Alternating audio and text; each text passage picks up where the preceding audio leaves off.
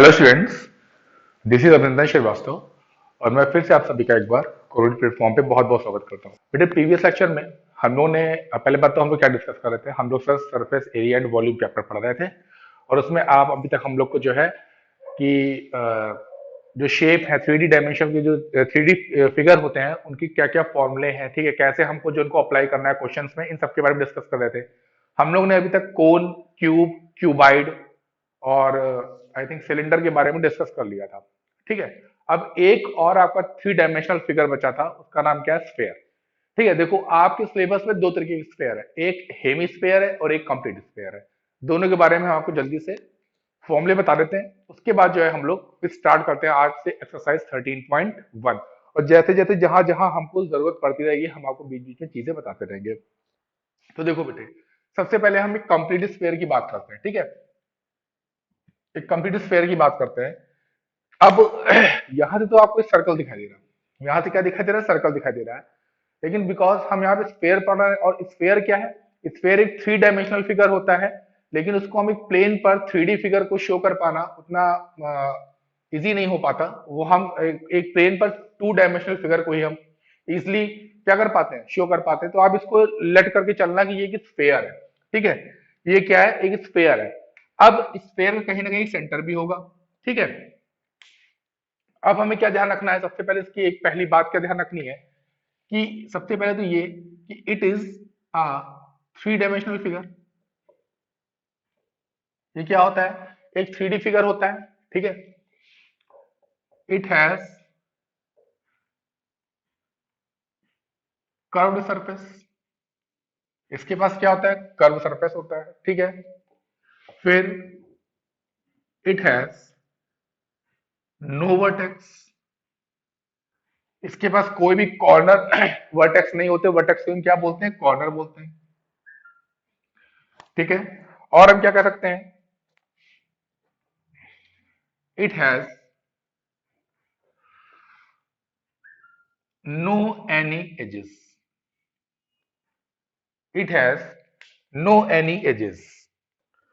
ठीक है ना, it has no any edges. ठीक, अब इसके बाद जो है हम लोग इसके बारे में पहली बात तो ये हम लोगों ने क्या इसके बारे में जान लिया कि इसके पास क्या क्या चीजें हैं और क्या क्या चीजें नहीं है।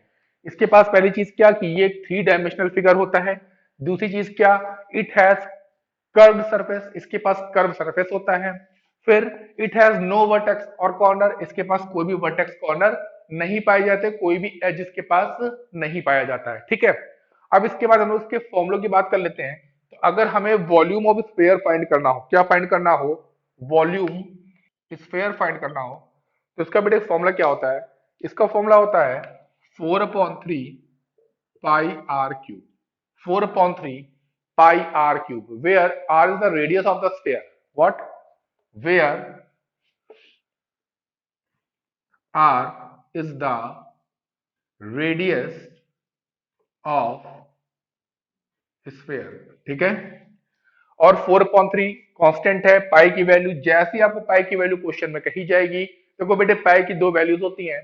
ठीक है, एक डेसिमल फॉर्म में होती है, एक फ्रैक्शन फॉर्म में होती है, रैशनल फॉर्म में होती है। 22/7 और 3.14। तो जो भी वैल्यू आपसे बोली जाएगी, ठीक है, अकॉर्डिंग टू द क्वेश्चन आपको वही वैल्यू पुट करनी है। तो पहली चीज तो हमने क्या पढ़ लिया?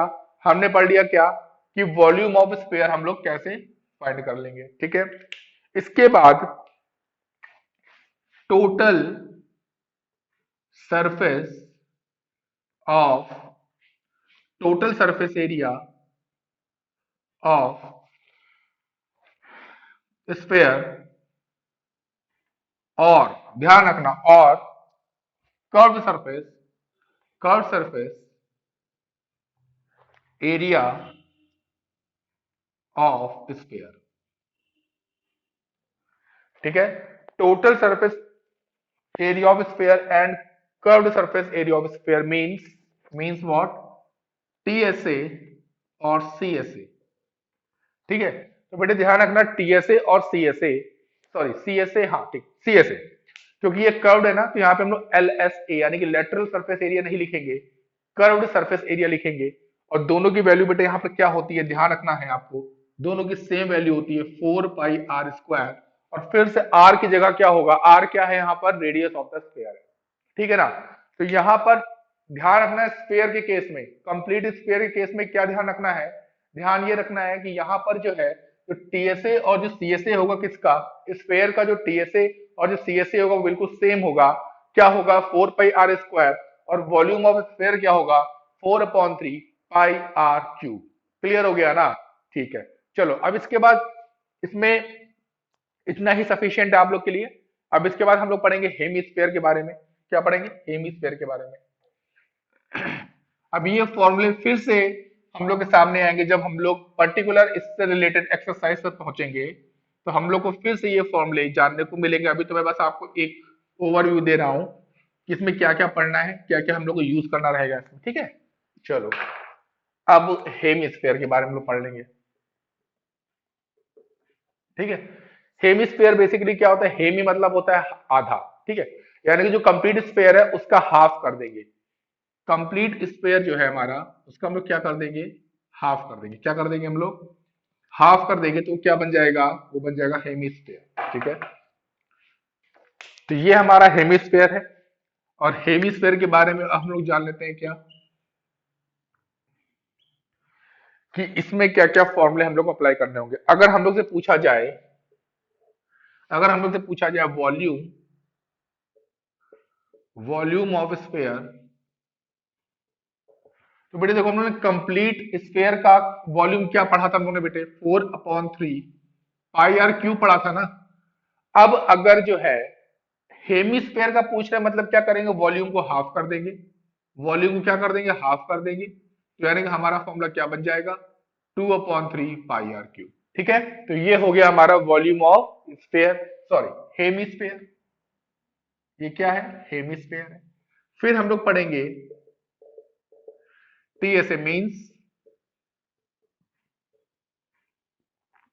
टोटल सरफेस एरिया ऑफ,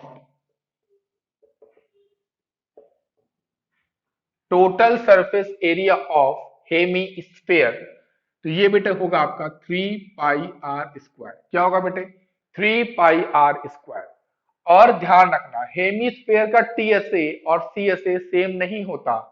ठीक है, स्फीयर का अगर सिर्फ हम स्फीयर की बात करेंगे तो उसका टीएसए और सीएसए सेम होता है, इस बात को ध्यान रखना है आपको। ठीक है, आगे चलते हैं हम लोग सीएसए के पास। किसके पास, सीएसए के पास। तो ये क्या होता है, कर्व्ड सरफेस एरिया। ठीक है, curve surface area of hemisphere. ठीक है, ये होता है बेटा आपका 2 पाई आर स्क्वायर। ठीक है, क्या होता है, 2 पाई आर स्क्वायर। तो ये तीन फॉर्मूले बेसिकली आपको याद रखने हैं। ठीक है, और इस पे डिपेंडेंट क्वेश्चन हम लोग को सॉल्व करने होंगे जब हम लोग एक्सरसाइज पर पहुंचेंगे। आर क्या है, R is the radius of the sphere. ठीक है, यहां पर ध्यान रखना कि इस आर को हम लोग हाइट नहीं बोलेंगे। ठीक है, ये भी आर क्या होगी, ठीक है, या ये कह सकते हो कि स्फीयर की ये जो हाइट है ना, ये भी आर के इक्वल होगी, क्योंकि स्फीयर जो है कई सारे सर्कल से मिलकर बना हुआ है, और सर्कल की सारी रेडियस क्या होती है, इक्वल होती है, उसमें कोई हाइट नहीं होती। उसी तरह यहाँ पर क्या है, सारी रेडियस जो भी हाइट होगी इसको भी हम रेडियस ही बोलेंगे। तो यहाँ पर जो इसकी हाइट होगी वो रेडियस के इक्वल में होगी, इसलिए मैंने यहाँ पर इसको हाइट ना लिखकर रेडियस लिख रखा है। ठीक है, जल्दी से नोट डाउन कर लो। इसके बाद हम चलते हैं एक्सरसाइज 13.1 पे, जल्दी से कर लो नोट डाउन को। अब ध्यान रखना क्या, कि अब हम लोग को जो 13.1 एक्सरसाइज डिस्कस करनी है, ठीक है, तो उसमें सबसे पहले हम लोग क्या करेंगे, हम लोगों ने पढ़ क्या रखा था, हम लोगों ने क्या पढ़ रखा था, हम लोगों ने पढ़ रखा था क्यूब और क्यूबाइड के फॉर्मूले को। ठीक है, हम लोगों ने सारे formulas of cuboid and cube पढ़ रखे थे। तो हम लोग पहले इसको जल्दी से नोट डाउन करेंगे, उसके बाद क्वेश्चन को लिखना करना शुरू करेंगे, क्यूब एंड क्यूबाइड। ठीक है, देखो बेटे वॉल्यूम क्या पढ़ा था हम लोग ने, साइड क्यूब। ठीक है, उसके बाद लेटरल सरफेस एरिया क्या पढ़ा था बेटे हम लोग ने, 4 × साइड स्क्वायर। ठीक है, उसके बाद टीएसए टोटल सरफेस एरिया क्या पढ़ा था बेटे हम लोग ने, 6 × साइड स्क्वायर। उसके बाद डायगोनल क्या पढ़ा, डायगोनल ऑफ क्यूब क्या पढ़ रखा था, √3 × साइड। ये पढ़ रखा था ना, ये चार फॉर्मूले उन्होंने नोट डाउन किए थे इसको। ठीक है, अब अगर हम क्यूबाइड के बारे में आ जाते हैं, किसके बारे में, क्यूबाइड के पास, ये तो हमारा क्या था, क्यूब था। अब हम लोग क्यूबाइड के पास, ठीक है। तो क्यूबाइड उन्होंने क्या पढ़ा था बेटे, वॉल्यूम, ये होता कैसा बेटा, थ्री डायमेंशन, ठीक है, ये ध्यान रखना है, थ्री डायमेंशनल फिगर है। वॉल्यूम में क्या पढ़ा था हम लोगों ने बेटे, वॉल्यूम में पढ़ा था हम लोगों ने क्या, एल बी एच, ठीक है। टीएसए में क्या पढ़ रखा था, टीएसए में two in bracket L B plus B H plus H L, ठीक है। उसके बाद सीएसए में क्या पढ़ रखा था, सॉरी सीएसए नहीं बोलेंगे हम लोग, क्या बोलेंगे, एलएसए बोलेंगे, ठीक है। तो एलएसए बोलो या क्या बोलो, एरिया ऑफ फोर वॉल बोलो ना, जिसमें हम लोग टॉप का और बॉटम का फेस इग्नोर कर रहे थे। इसमें क्या हो जाएगा, इसमें हो जाएगा टू ब्रैकेट में L plus B into H, ठीक है। और डायगोनल, डायगोनल ऑफ क्यूबाइड, ठीक है। इसमें क्या पढ़ेंगे हम लोग, L square plus B square plus H square, ठीक है। तो ये फॉर्मूले उन्होंने कुछ पढ़ रखे थे।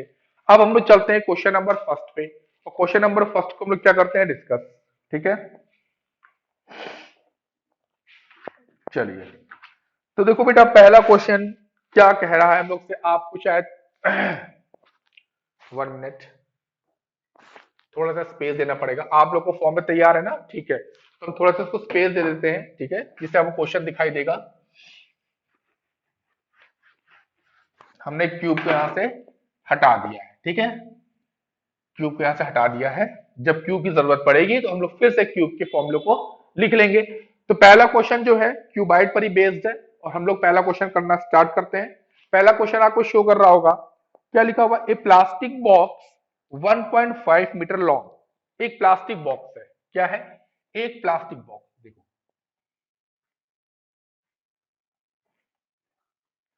ठीक, ये क्या है हमारे पास, एक प्लास्टिक बॉक्स है, ध्यान रखना है।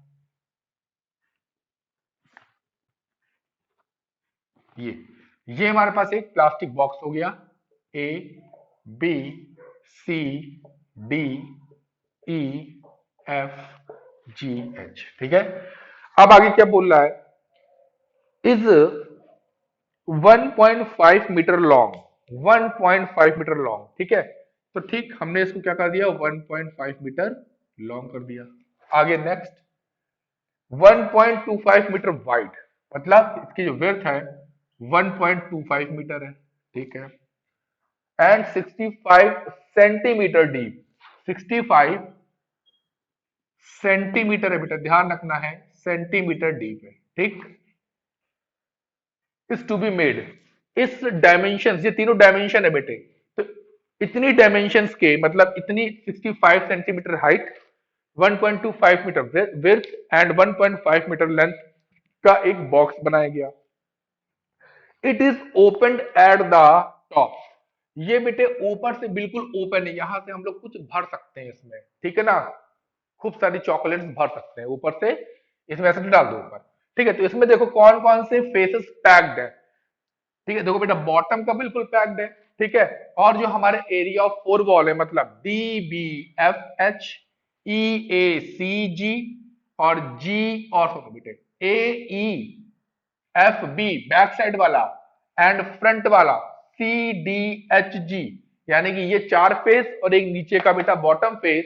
या आप ऐसे देखो, आप रूम के अंदर बैठे हो ना, तो देखो आपके फ्रंट का, आपके बैक का फेस, आपके राइट हैंड साइड, आपके लेफ्ट हैंड साइड का फेस, आपके बॉटम जो नीचे जहां पे आप बैठे हो या नीचे की जो आपकी जमीन है वो वाला फेस, ये सब पैक्ड है। केवल खुला कौन सा है, ऊपर वाला खुला है, ठीक है। जैसे बारिश हो तो आप भीग जाओ, ऊपर वाला फेस खुला है, बाकी सारे फेसेस इंक्लूडिंग बॉटम सब पैक्ड है, क्लियर है ना। तो ऐसा एक ये बॉक्स है, ठीक है। इग्नोरिंग द थिकनेस, अब थिकनेस मतलब क्या होता है कि बॉक्स बना होगा तो बॉक्स की जो एजेस होंगी ना, एजेस की कुछ ना कुछ थिकनेस मतलब कुछ ना कुछ मोटाई होगी। तो क्वेश्चन में कहा है कि उस मोटाई को हम इग्नोर कर देते हैं, उस मोटाई को हम बिल्कुल इग्नोर कर देते हैं। ऑफ द प्लास्टिक शीट डायम, ठीक है, डिटरमाइन, अब हमको क्या डिटरमाइन करना है। पहला क्वेश्चन है the area of the sheet required for making the box. अब ये जो बॉक्स बना होगा ये एक शीट लाई गई थी, उस शीट को फोल्ड करके इस डायमेंशन का ये बॉक्स बनाया गया है। ठीक है, तो बेसिकली क्या होगा, वो शीट क्या होगी, इसके सरफेस पे लगी होंगी। ठीक है, टॉप का तो सरफेस ओपन है, ठीक, लेकिन इसके जो फ्रंट बैक राइट लेफ्ट और जो बॉटम की सरफेस है, इसमें तो शीट लगी होगी। यानी कि मैंने आपको बताया था कि जब हम फेसेस के बारे में कोई चीज इंक्लूड करेंगे तो हम क्या निकालेंगे, वहां से एरिया निकालेंगे। और जब हम कोई चीज उसके अंदर फिल करते हैं या कोई चीज किसी ऑब्जेक्ट के अंदर भरी है और उसको जब हम बाहर निकालते हैं, ठीक है, तो हम लोग हमेशा वॉल्यूम को कैलकुलेट करते हैं। बट यहाँ पर कोई चीज भरी या निकाली तो जा नहीं रही है। यहाँ पर क्या किया जा रहा है, शीट से इस बॉक्स को बनाया जा रहा है, और शीट कहाँ पे लगाई जा रही है, इनके फेसेस पे लगाई जा रही है। इसका मतलब हम लोग यहाँ पर क्या फाइंड करेंगे, एरिया फाइंड करेंगे। अब एरिया कैसे फाइंड करेंगे, तो देखो यहाँ पर शीट कौन कौन सी फेसेस पे लगी है, पहले हमको ये जानना है। तो सर आपने बताया कि ऊपर वाला फेस तो खुला हुआ है, इसका मतलब ऊपर वाले में तो शीट नहीं लगी होगी, क्योंकि ऊपर वाला फेस खुला हुआ है। बिल्कुल सही बात भाई, ऊपर वाला फेस खुला हुआ है, इसका मतलब ऊपर तो शीट नहीं लगी होगी, तो शीट लगी कहाँ होगी। सर ऊपर वाले फेस को छोड़ के बाकी जितने फेस बचे हैं, हर जगह शीट लगी होगी। मतलब जो हमारा फ्रंट का, हमारा बैक का फेस है, जो हमारा राइट का, जो हमारा लेफ्ट का फेस है, और जो बॉटम का फेस है, कुल मिला के सर 5 फेस ऐसे हैं, क्योंकि सर आपने बताया था क्यूबाइड में 6 फेस होते हैं। ठीक है, और आपने कह दिया कि ऊपर वाला फेस तो खुला है। भाई मैंने नहीं कहा है, ये क्वेश्चन कह रहा है, ये क्वेश्चन कह रहा है, ठीक है, कि ऊपर वाला टॉप वाला फेस ओपन है। तो सर एक फेस हटा दो 6 में से, बचे 5 फेस। 5 फेस पे क्या लगा हुआ है, 5 फेस पे शीट लगी हुई है। तो अगर हम 5 फेस का एरिया कैलकुलेट कर लें तो हमें पता चल जाएगा कि हमें शीट कितनी रिक्वायर्ड होगी। ठीक है, हमें शीट कितनी रिक्वायर्ड होगी अगर हम इन 5 फेसेस का एरिया निकाल लेते हैं। अब देखो 5 फेस का एरिया कैसे निकालेंगे, ध्यान से समझना, इस बॉक्स को जरा गौर से देखो। अगर पहले बॉक्स को छोड़ो, पहले अपने रूम को देख लो। ठीक है, रूम में देखो 5 फेस कौन से, फ्रंट, बैक, राइट, लेफ्ट। तो ये बेटे 4 फेसेस को हम क्या बोलते हैं, इन 4 फेस को बोलते हैं बेटे एरिया ऑफ 4 वॉल। तो एक तो बेटे ये वाला फॉर्मूला अप्लाई हो जाएगा, इससे क्या होगा, 4 फेस का एरिया हमें मिल जाएगा। और जो हमारा नीचे जमीन है ना, जो हमारा बॉटम फेस है, ये रेक्टेंगुलर फॉर्म में दिखाई दे रहा, देखो ध्यान से, ई एफ एच जी, जो नीचे वाला फेस है ये रेक्टेंगुलर फॉर्म में दिखाई दे रहा है। तो हम एरिया ऑफ 4 वॉल निकालने के बाद इस एरिया में जो हमारा बॉटम का सरफेस है, इसका ये रेक्टेंगुलर है, तो इसका एरिया फाइंड करेंगे L इंटू बी, और उसको हम इसी वाले एरिया में ऐड कर देंगे, हमें पांचों फेस का एरिया पता चल जाएगा। ठीक है, तो कैसे करेंगे देखो, हम लोग क्या लिखेंगे क्वेश्चन में, the area of the sheet required,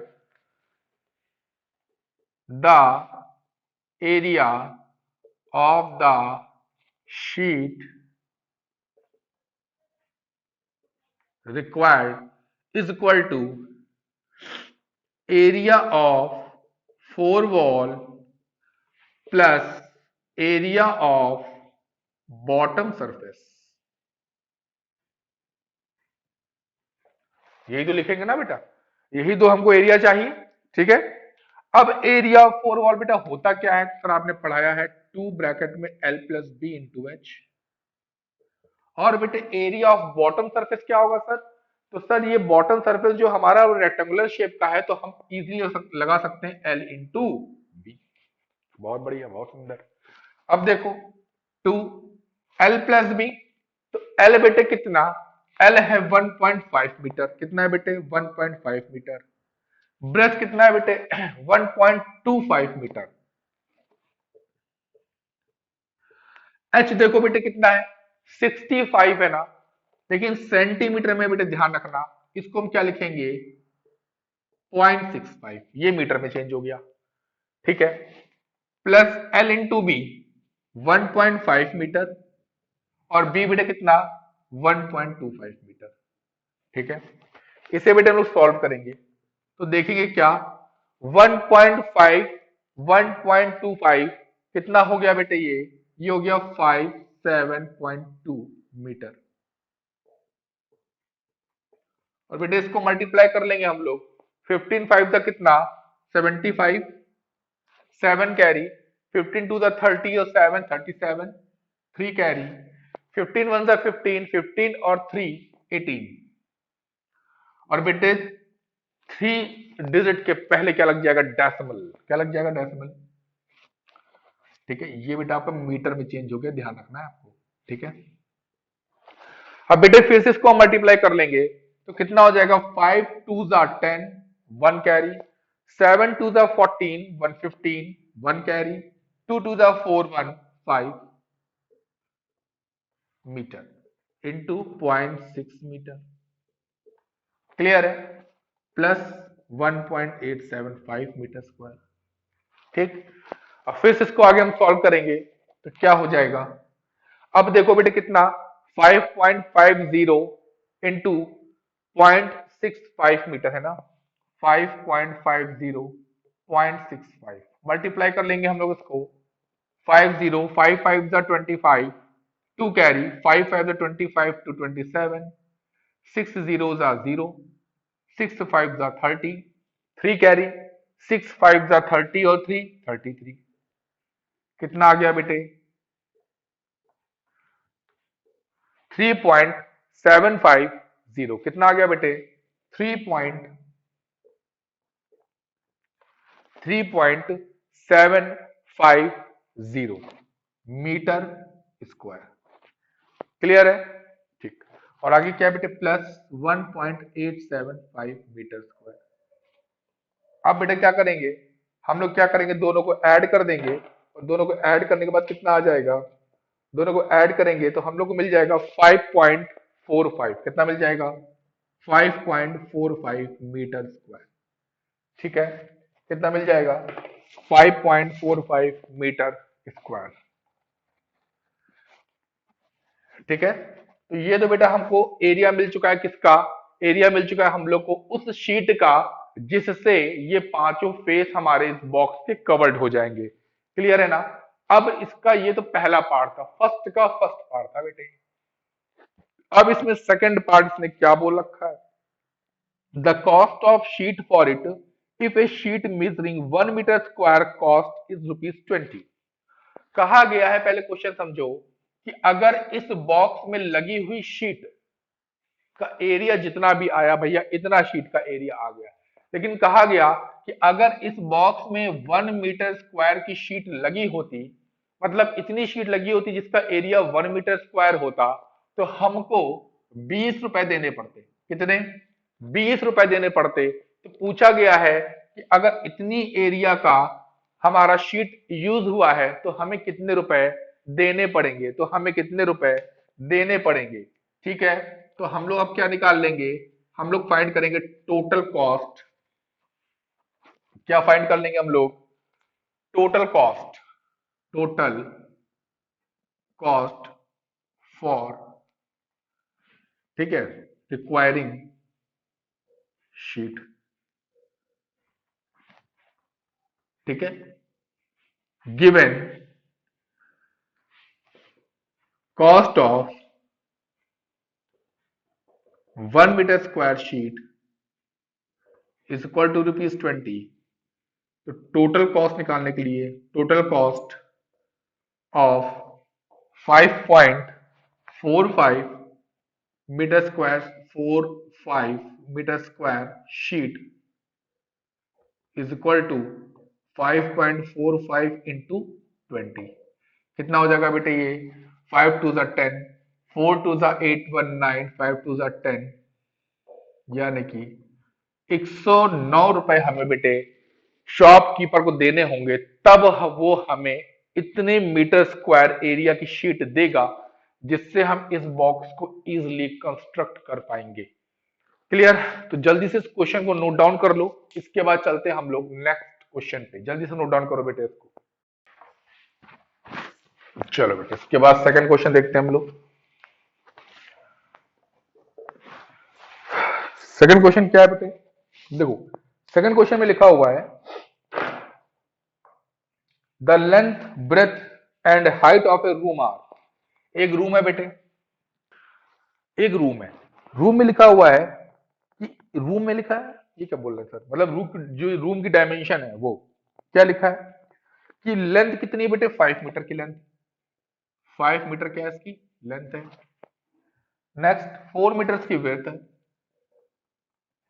ठीक है, एंड 3 मीटर्स की हाइट है। 3 मीटर क्या है इसकी हाइट है बेटे, ये चीज हमें गिवन है, ठीक है, थोड़ा सा हाईलाइट कर दे रहा हूं। ये इसकी क्या है, मेजरमेंट दे रखी है। क्या पूछा है, find the cost of white washing the walls of the room and the ceiling, ठीक है, एट द रेट ऑफ 7.50 पर मीटर स्क्वायर। देखो कभी कभी क्या होता है, कुछ फैमिली ऐसी होती है कि रूम में जब वो व्हाइट वॉश कराते हैं तो केवल 4 वॉल्स पे कराते हैं, सीलिंग को भी इग्नोर करते हैं, और आई थिंक कोई ऐसा इंसान नहीं होगा जो बॉटम पे व्हाइट वॉश कराएगा। टाइल्स भले लगवा लेगा और बॉटम पे व्हाइट वॉश तो कराएगा नहीं। तो जो आपकी बॉटम का सरफेस है उसका कोई मतलब ही नहीं है। अब क्वेश्चन में कहा गया है कि एक रूम है जिसकी लेंथ 5 मीटर की है, जिसकी हाइट 3 मीटर की है, जिसकी विड्थ 4 मीटर की है। इस डायमेंशन के रूम को, ठीक है, इस डायमेंशन के रूम को व्हाइट वॉश कराना है। क्या कराना है, व्हाइट वॉश कराना है। और कहा गया है कि व्हाइट वॉश कहां कहां पे कराया गया, एरिया ऑफ 4 वॉल, मतलब चारों वॉल पे कराया गया, जो आपके फ्रंट पे है, बैक पे है, लेफ्ट पे है, राइट पे है। इन चारों पे तो हर इंसान व्हाइट वॉश कराता है। और कहा गया है इंक्लूडिंग सीलिंग, जो आपका टॉप का सरफेस है उस पे भी भाई ज्यादा पैसा था तो उन्होंने कहा भैया ऊपर भी कर दो। तो कुल मिला के क्या किया गया, इस डायमेंशन के रूम पर 5 फेसेस पर व्हाइट वॉश कराया गया। कौन कौन से फेसेस थे, फिर से देखो, बैक का फेस, फ्रंट का फेस, राइट का फेस, लेफ्ट का फेस एंड टॉप का फेस, ठीक है। इन पर क्या किया गया, व्हाइट वॉश कराया गया है।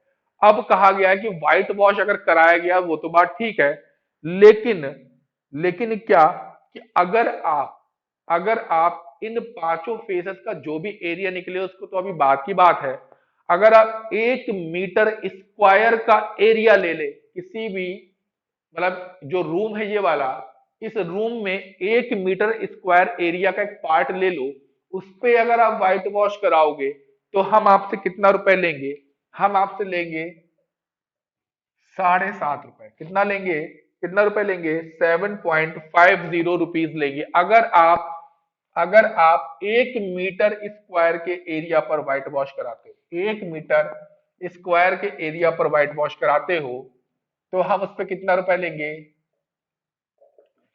7.50 लेंगे। तो कहा गया अगर हम इन 5 फेसेस पे व्हाइट वॉश कराएं तो हमें इस रेट के हिसाब से टोटल कितना पैसा देना होगा, ठीक है। तो अब पैसा तो हम तब निकाल पाएंगे जब हमें यह पता चलेगा कि इन 5 फेसेस पर व्हाइट वॉश कराने से कितना एरिया कवर्ड हो गया। तो मानी बात है, आप समझ गए होंगे कि सबसे पहले हमें इन 5 फेस का एक कंबाइंड एरिया फाइंड करना होगा, कि पहले एरिया कितना है, कितना एरिया में हमको वॉश कराना है, तभी तो हम पैसा बता पाएंगे। तो चलो सबसे पहले हम क्या निकालते हैं, एरिया निकाल लेते हैं। एरिया ऑफ रूम, ठीक है, या आप, हाँ, एरिया ऑफ रूम फॉर, या इसको आप ऐसे लिखो, ठीक है, इसको आप ऐसे लिखो, area for white wash, area of room for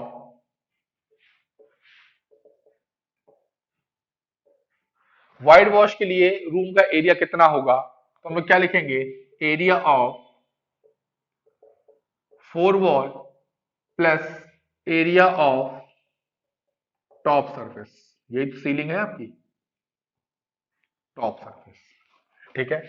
अब देख लो इसमें, area of 4 wall means 2 in bracket L plus B into H, area of top surface मतलब एल इंटू बी, क्योंकि आपने रूम में देखो, अपने आप रूम में ऊपर देखोगे तो वो भी आपको जो फेस है ऊपर वाला वो भी कैसा होगा, रेक्टेंगुलर फेस दिखाई देगा। क्योंकि मैंने बताया था कि कोई भी अगर 3D फिगर है और क्यूबाइड शेप का है तो उसके 6 के 6 फेसेस कैसे होंगे बेटे, रेक्टेंगुलर शेप के होंगे। तो ऊपर वाला भी सरफेस हमारा रेक्टेंगुलर शेप का है, और जब हम ऊपर वाले सरफेस का निकालेंगे एरिया, तो रेक्टेंगल का एरिया क्या होता है, एल इंटू बी। तो भाई मैं लिख दिया यहाँ पर एल इंटू बी। अब इसको सॉल्व करेंगे तो 2 in bracket L plus B, तो एल कितना है बेटे, एल है 5 प्लस 4 इंटू 3 प्लस 5 इंटू 4, ये बेटे कितना आ गया 9 इंटू 3 प्लस 20। ध्यान रखना बेटे मीटर जरूर लिखना है, यूनिट भाई जरूर लिखनी है, ठीक है, यूनिट जरूर लिखनी है, ठीक। तो बेटे कितना आ गया 9 to the 18 into 3 metre square plus 20 metre square 54 metre square plus 20 metre square 54 64 74 metre square, यानी कि इतना एरिया है बेटे, इतना एरिया है जिसमें हमको क्या करना होगा, व्हाइट वॉश करना होगा, ठीक है। अब हमें निकालना है total cost, total cost for white washing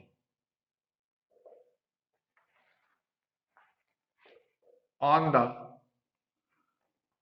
5 walls of room is equal to कितना हो जाएगा बेटे 7.50 इंटू 74 रुपीज। तो बेटे कितना आ जाएगा ये आपका आ जाएगा रुपीज 555, यानी कि हमें 555 रुपए देने होंगे इन पांचों फेसेस पर व्हाइट वॉश कराने के लिए। और यहां लिख देना ब्रैकेट में गिवन, क्या गिवन है, given cost of 1 metre square area of wall for white washing is equal to 7.50 rupees. ये आपको बताना होगा कि आपने यहां 7.50 से क्यों मल्टीप्लाई किया। तो आपको लिखना रहेगा given cost of 1 metre square area of wall for white washing rupees 7.50, that's why हमने क्या किया, टोटल एरिया को किससे मल्टीप्लाई कर दिया है, 7.50 से मल्टीप्लाई कर दिया है। तो आपके यहां से दो आंसर आपको मिल चुके हैं, कितना एरिया कवर करना होगा और उस एरिया को व्हाइट वॉश कराने के लिए कितना पैसा देना होगा। क्लियर हो गया ना, चलो जल्दी से नोट डाउन करो इसको, स्पीड में नोट डाउन करो, स्पीड में, ठीक है। अब बेटे ठीक है, तो इतना आप लोग का आज सेकंड तक हो चुका है, ठीक है। आप लोग क्वेश्चन नंबर सेकंड तक मैंने आज करा दिया है। कल हम लोग कंटिन्यू करेंगे question number third fourth fifth, जो भी आगे के क्वेश्चन होंगे, ठीक है। आपसे हम एक चीज बार बार कह रहे हैं कि बेटे आपको जो है प्रैक्टिस बहुत करनी है, ठीक है। देखिए इसलिए मैं आपको ज्यादा क्वेश्चंस नहीं कराता, ठीक है। सरफेस एरिया वॉल्यूम एक ऐसा चैप्टर है कि इसको आपको फॉर्मूले पे तो कम, इमेजिनेशन पे ज्यादा आपको इसको सॉल्व करना होगा, ठीक है। इमेजिनेशन आपको करना होगा कि हाँ यहाँ पर पेंट कराया जा रहा है, ये सरफेस छोड़ना होगा, ठीक। कभी कभी क्वेश्चन कैसे आता है बेटे, देखो क्वेश्चन किस तरीके से ऐसे आता है कि आपको डायमेंशन दे देंगे क्यूबाइड का और कह देंगे इसमें टाइल्स लगवानी है। अब आपको नहीं बताएंगे कि किस सरफेस पे आपको टाइल्स लगवानी, किस पे नहीं।